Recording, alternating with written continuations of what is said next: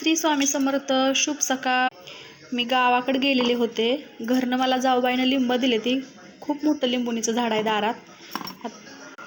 पावसाचं दिवस चालू आहेत. लिंब असे तर काही संपणार नाही, ती खराब होऊन जातेली. चला लिंबाचं वेगळं काहीतरी बनवून बघूया. इथं सगळी लिंब चिरून घेऊया. आता आपण आडवस लिंबू चिरायचं असतं, उभं नसतं लिंबू चिरायचं कधीही. अशा सगळ्या लिंबाच्या फोडी करून घेऊया. इथं मी पावशेर मिरची घेतलेली आहे, स्वच्छ धुवून वाळवून घेतलेली आहे. उभी चिरून घेऊया आता हिला. सगळ्या अशा उभ्या मिरच्या कट करून घेऊया. आणि लई लांबची मिरची असेल तर 2-2 तुकडं करून घेऊया त्याचा. मिरची सगळी चिरून झालेली आहे माझी. लिंबातल्या सगळ्या बिया काढून घेऊया आपण स्वच्छ करून.